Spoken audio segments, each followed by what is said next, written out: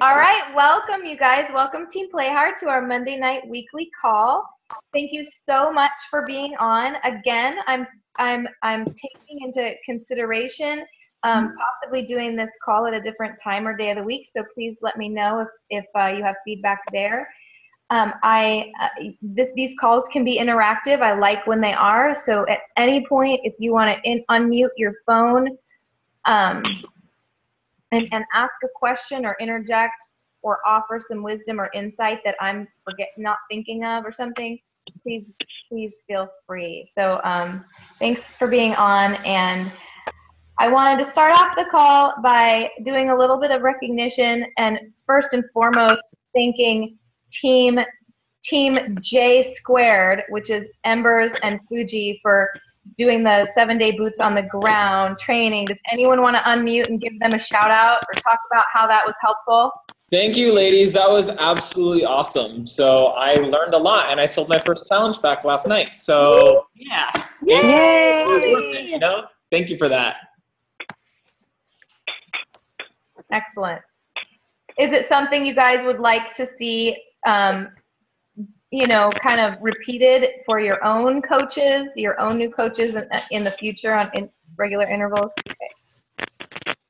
And then not too off the topic, I would like to just really briefly congratulate people who are already on the map for Success Club. I mean, it's pretty great to have some points under your belt by the 10th of the month or the 9th of the month. And hold on, my dogs are barking.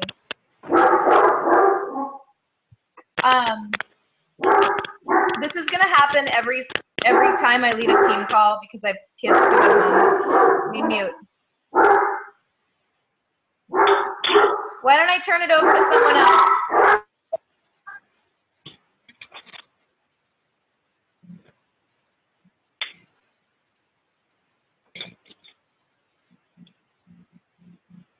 I think we all came to listen to you. So kind of hard. All right, my dogs are gonna bark for a little while because I think my oldest is at school right now. He is in theater and he's doing Aladdin, and he comes home at about this time every single night. So it's gonna be par for the course. Okay, so first of all, great job having any Success Club points at this time in the month. As you all know, hopefully we always want to strive for 5 or 10, and that should be kind of a monthly goal for all of us business builders, for everyone who's on these calls. So with 1 point already, and we have Julie Leal, Damien, who's really Beth Kruzicki, it's her husband, Bridget Stinger, Jada Moeller, Mickey Baggio, and Carolyn Montoya. They already have 1 point. And then Bobby, John Fuji, who's really Jen, Tracy Crum, Jen Embers, Becca Robinson, and Crystal Jones and Kara and Beverly Witter already have 2 each. I'm not sure if I'm going to pronounce this name right, but Andrea has 3. Jen Fuji, Carrie Davis, Kimberly Patterson already have 4. And Heather Aiello and Lindsay Christensen have 10. Shut the front door! 10! It's ridiculous. It's the 9th. You guys should just go for 20. You should just go for 20. So that's amazing. Also, little tiny disclaimer. I just ran this report 5 minutes ago, and our Coach Online office is about 2 days behind. It's about 48 hours behind on updates. So please don't be offended if I just said you had 4 points and you really have 8. That's why I do the gifts and the raffles like 2 days into the next month. So in March, like March 2nd or 3rd, that's when I'll run a final report and give credit to our top Success Club earners for the month of February. So it's always a couple days behind. It always ends up being correct. And on that note, when I was at the new leadership training, they did say they're going to revamp, some of you are going to be very happy to hear this, coach relations. They're going to make coach relations a better experience and train their people differently. And it's not going to happen overnight, but we are going to start seeing a higher quality from coach relations this year, which I think is awesome. And they're going to redo the coach online office. In fact, if we have time at the end of this call, I have a picture of what they're going to make the coach online office look like. And it is going to be a better online office. They're also working on a phone app, like an actual, do you guys know it's really hard to use like Safari on your phone and iPad to get into your coach online office mobily? So it's a high priority for the company to make an actual app where we can run our businesses better.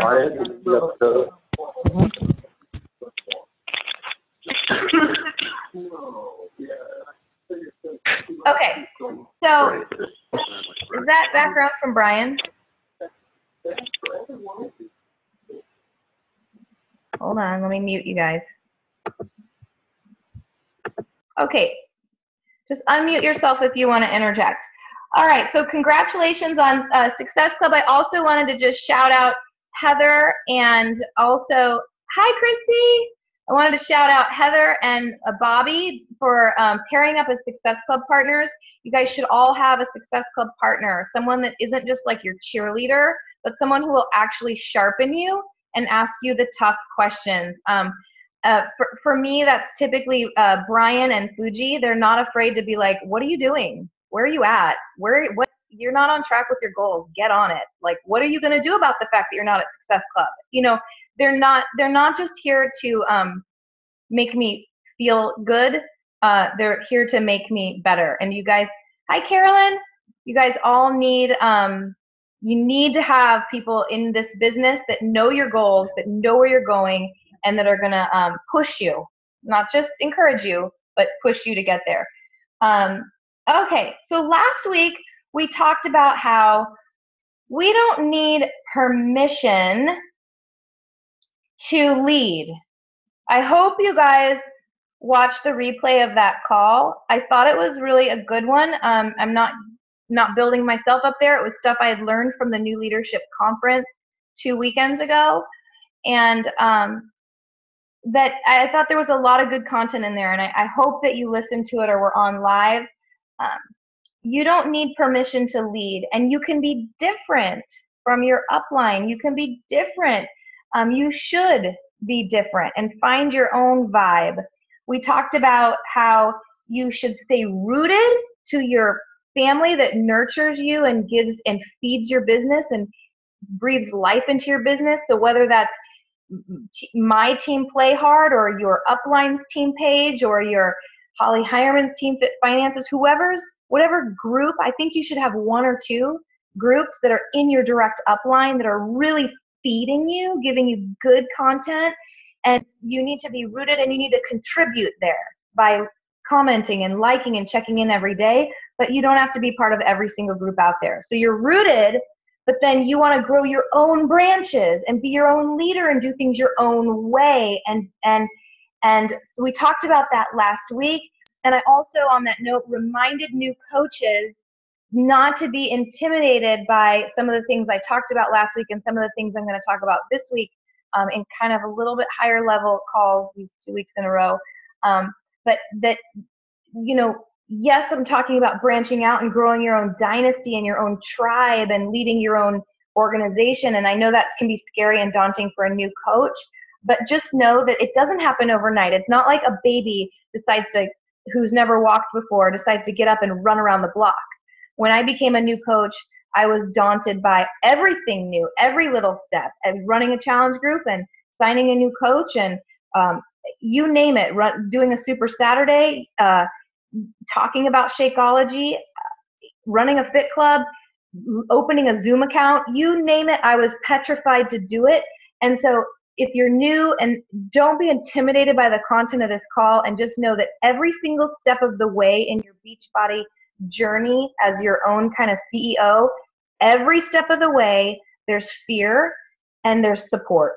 And you don't need to do it all overnight. You don't jump from an emerald to a 4-star diamond overnight. It's just like learning in one step at a time. We talked about that last week, and I'm going to be, to use a Fuji term, I'm going to be threading the needle with this week's call and tying that all together.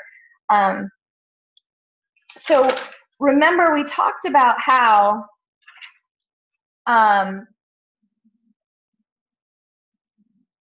some of our great leader coaches are very different from their upline.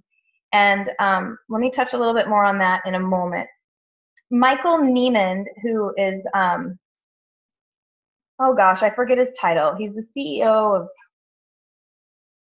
something in network marketing with our company. But Michael Neiman, he talked about this idea of belief expectation. If you're taking notes, write down belief expectation. And he gave this incredible analogy, and I'm telling you, it impacted me.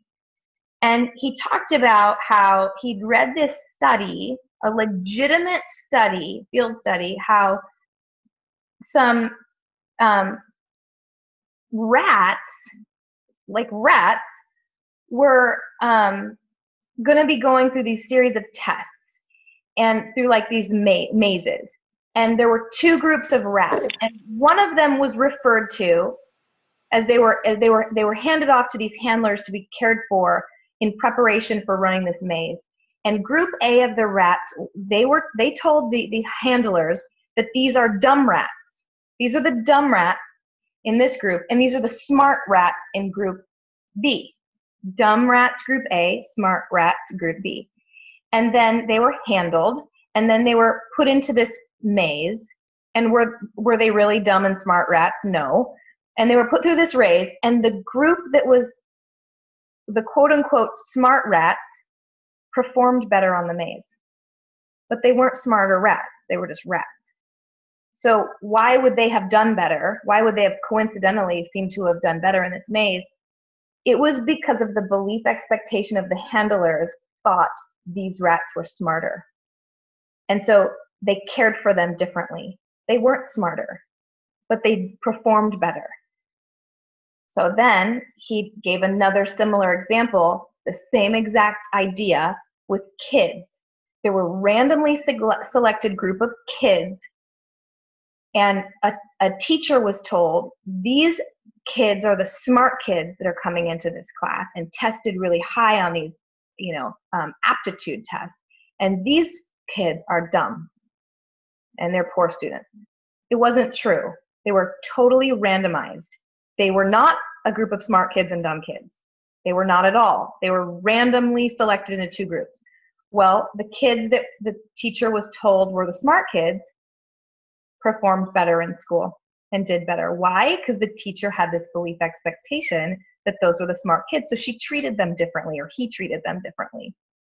The point being that the point is, we should not assume, because I'm going to be talking about recruiting tonight, we should not assume that we sign up a coach and maybe they don't have a lot of potential, and maybe this other coach has a lot of potential. Because I got to tell you guys, I've thought that, and I've been wrong on both counts. I've thought I've had a coach that maybe doesn't have it in them or isn't going to care, and they prove me wrong. And I've had coaches that I have a belief expectation that they're going to rock this business, and I've been wrong. So the takeaway is to treat them all like this is going to be a diamond coach. This coach has a lot of potential, because it affects the way we handle them. It affects the way we handle them, the way we lead and care and speak to them. So that's the takeaway there.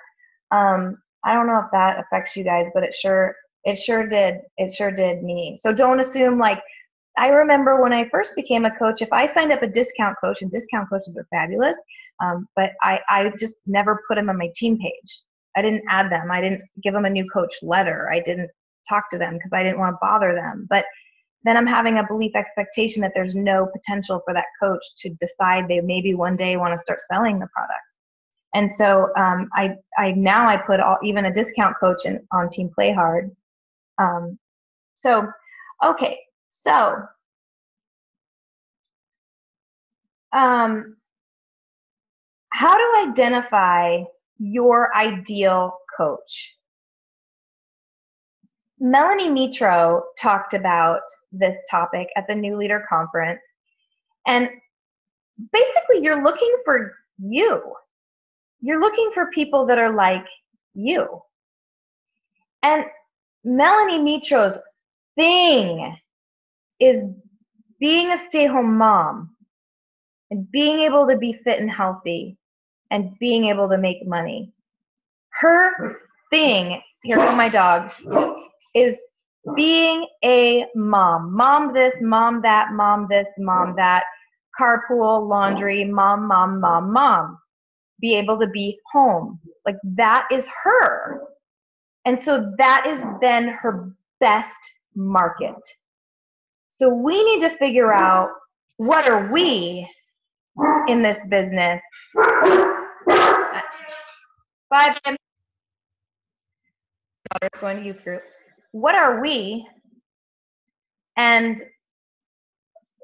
that's first. We need to identify.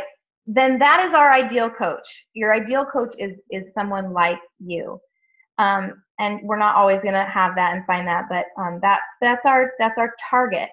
So I want you to have your piece of paper here, and I want you to imagine the perfect coach. Like, what do you think is the perfect coach? What are their qualities?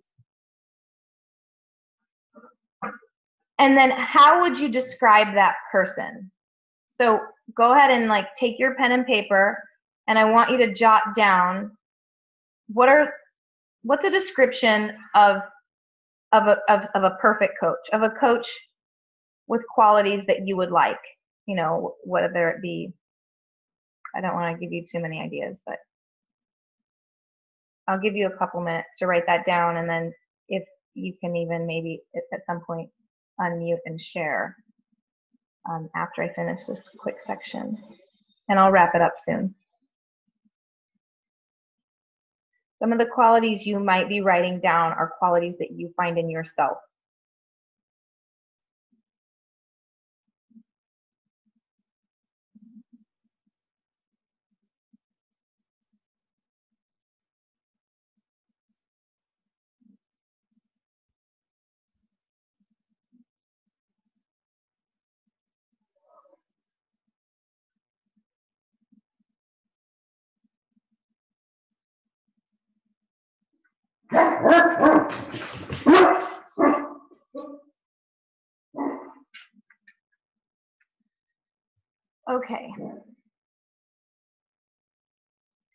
Okay, so Melanie Mitro's perfect coach would be a mom, someone that really, maybe they work full-time, but they don't want to.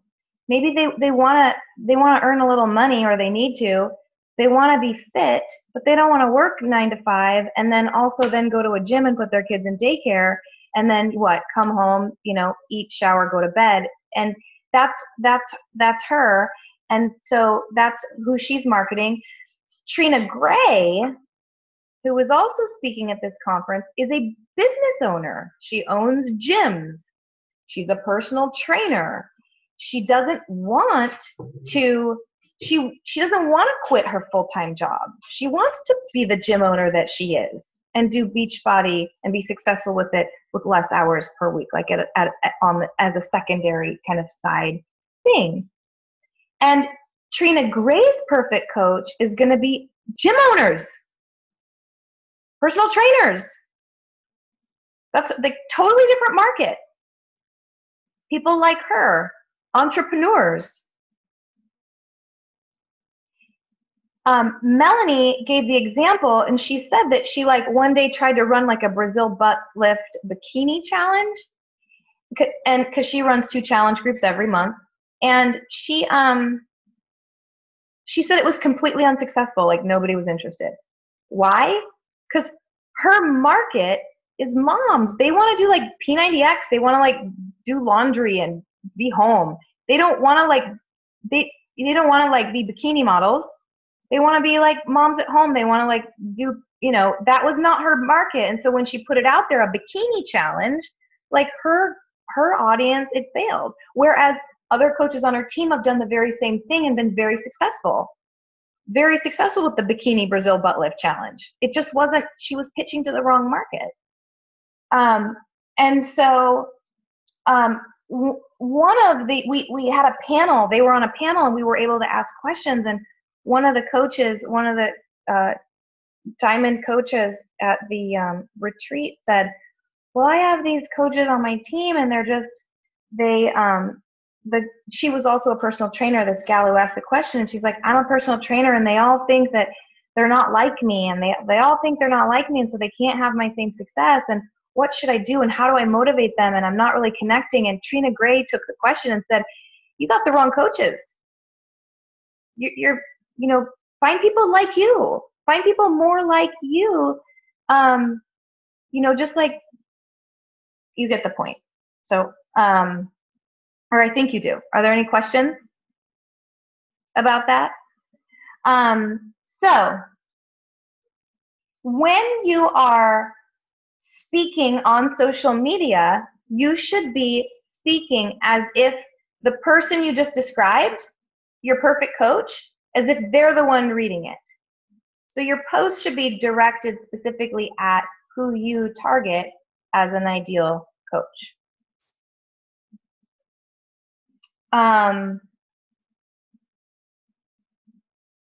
Melanie Mitro also recommended, and I thought this was pertinent because you guys just did your coming out Beachbody coach and the boots on the ground new coach training.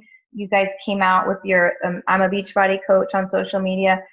Another thing she recommended, and I thought you guys did a really good job of this, is just being more than just our brand, being more than just a Beachbody coach on social media. So being more than just our brand, but always thinking about your audience as being the person that you just described, with the qualities you described. And being the same person, like you want to be the same person on social media that you are in real life. And you want to be the same person on your Facebook that you are on your Instagram. We want to be the same person. So Trina Gray said, for example, that she doesn't like to cook. So you're never going to see recipe, here she just cooked this fabulous dinner up, here's a picture of it, because that's not authentically her. And so I thought that was another good takeaway for myself and for you guys, that we want to be authentic and consistent across in real life and on social media. And, I find that it's tempting to sometimes present something else to the world than it's the real me. So, okay. Okay, so I put down on my list group fitness instructor, because that's me. That's what I love. And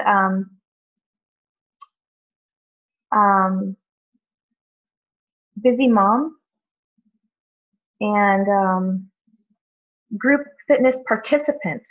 That's for me. That's a great person for me, because I'm all about it. There's nothing I'd rather do than be in the front row of a class. That's someone that's like me, someone who cares about their nutrition. For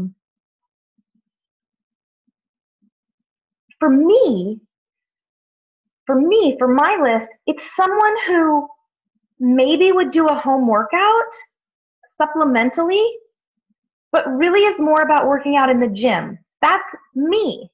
That's not Melanie Mitro is someone who would do a home workout start to finish, and then do another home workout start to finish, and then do another home workout start to finish. And that's perfect for her, because that's her. So it would be I think the word is disingenuous. I don't know if I use that word correctly, but it wouldn't be authentic for me to always try to market the home workout person who's always like Melanie can do, because my truth is that I sporadically do home workouts. I think they're great. I believe in their efficacy. I see their power to transform lives, but I'm more of the group fitness person. So finding who it's who you are. That's who you're targeting to be your coach. So I have some other characteristics that I really like that that I think are important. What do you guys have? Does anyone want to unmute and talk about what they wrote down? I put attractive, because that's just me, but no, really, no, I put down trustworthy. I did more adjectives rather than actual people. Good. But students is something I'm a graduate student, and that's something that we're always looking to make a little bit more money, and we always are kind of cautious. And so another thing is being patient, because that's not an easy thing at all, I've learned in this stuff, and really being approachable and empathetic, and yielding. So you know when to quit, and you're not too pushy, because you don't want to turn people off. And I learned a lot of this because of the Boots on the Ground group, thanks to Jen Squared. So sharing that.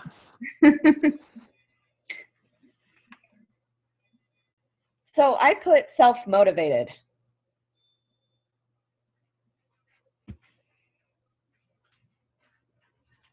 What else, Jen? What else? A couple of the ones I put, confident was at the top of my list. Yeah. That's good, Positive Jake. and energetic were also big ones. I put outgoing, into family, a mom or dad, great morals, happy-go-lucky, fun, positive outlook, and motivated. Looks good.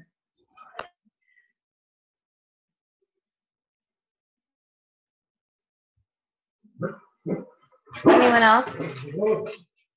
I just said excited, helpful, open, and not pushy. Good. And things I put down. What I would want in my coach is kind of what I wrote. So. Good. What else? Anyone else wanted to pipe in or no?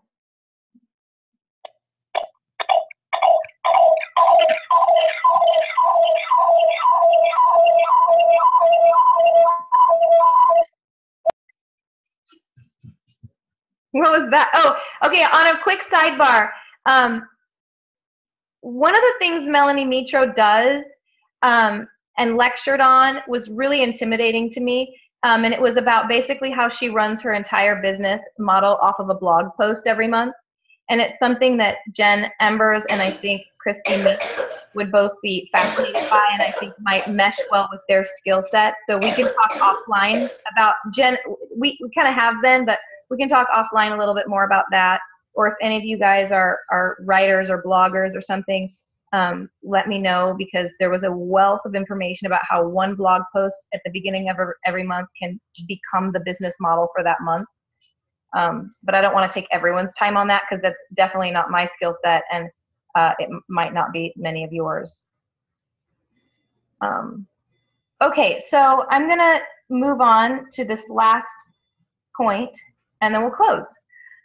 So the last point is that next Monday on the call at 6 p.m., instead of doing a team call like this, I'm going to do a business, and I hate this word. Help me find a better word. I hate the word prospecting because it feels so sleazy to me. Doesn't prospecting sound sleazy?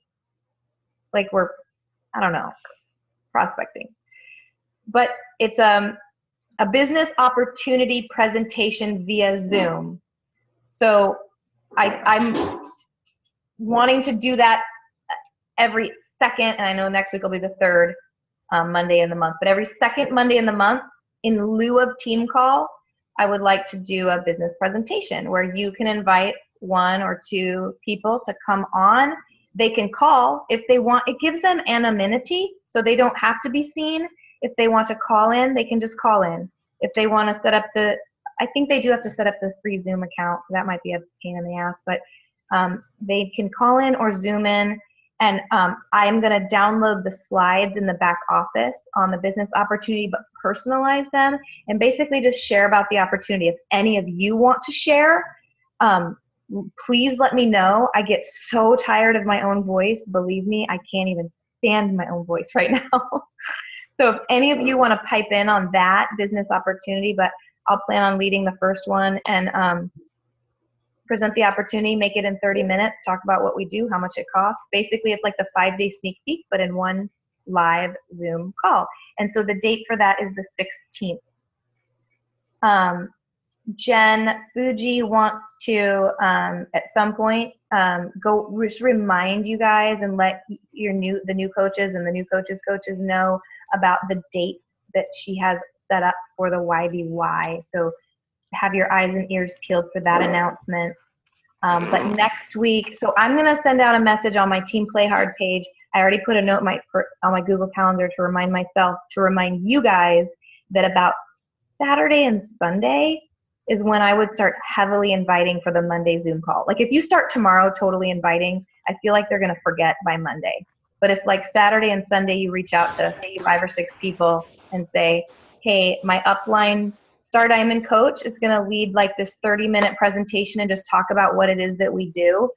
Would you like to climb on? You can either call or video Skype in. And I feel like Saturday and Sunday would probably be the best time to do that. Like make your list tomorrow or tonight or Tuesday, but I wouldn't invite until we get closer to next Monday. How's that sound? The one thing that I thought of with that is just, it is Valentine's this weekend. And so I don't know how preoccupied people are going to be with that. And then it's President's Day on Monday as well. So I don't know. I was just thinking that, you know, people, even if you tell them on Sunday or Saturday, they might still forget I just was thinking about that. You're right. Hate to be a buzzkill, just throwing it out there. Yeah. What do people do on President's Day? Some people don't work. So I'm going to be like, for instance, I'm going to be up in San Francisco, just chilling, having a good time. Shoot. Well, I'll just do it and have low expectations for attendance. Will there be a recording of that one? Yeah, that's a great idea. Yeah, I'll record it. That's a great idea.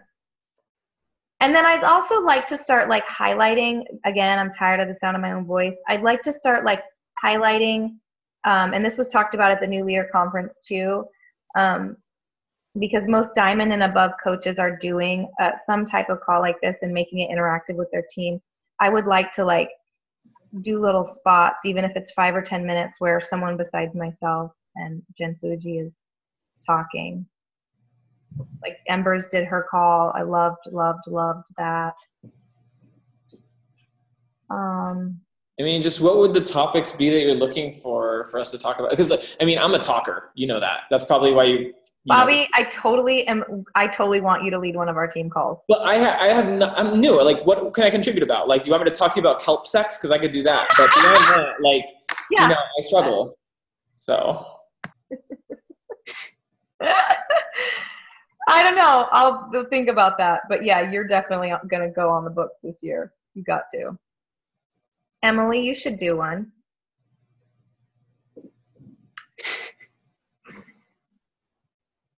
All of you guys. Or even if you just want to type in for 5 minutes. I mean, you guys all do things different and better in some ways than I do. So you all have something to offer this group that I don't have.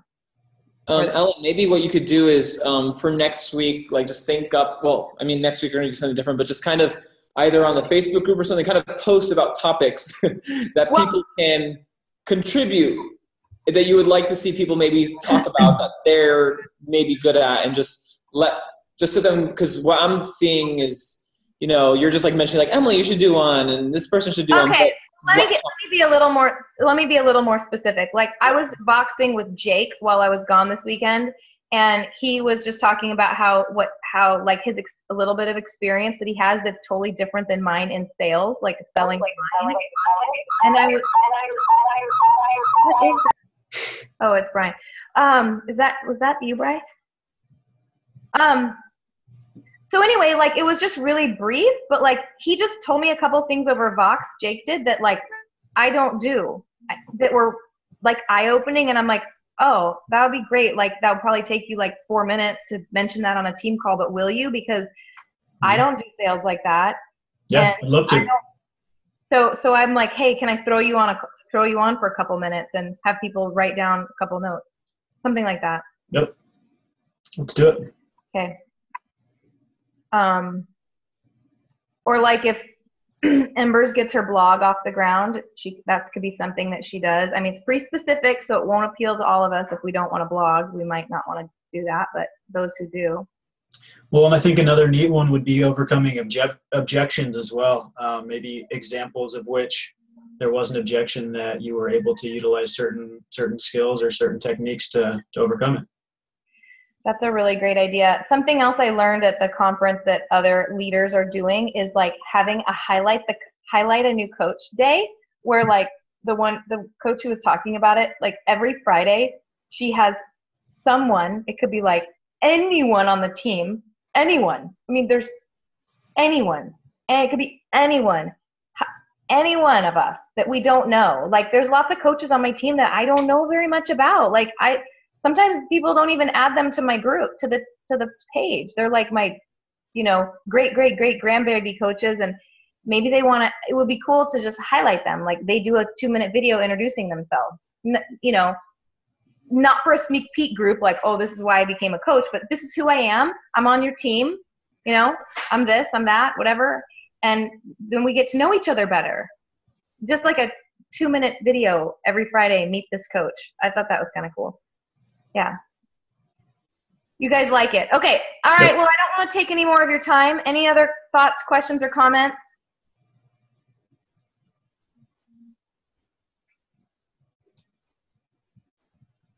Okay. Till next time, you guys. All right. Thanks, Ellen. Thank you. You guys. Bye.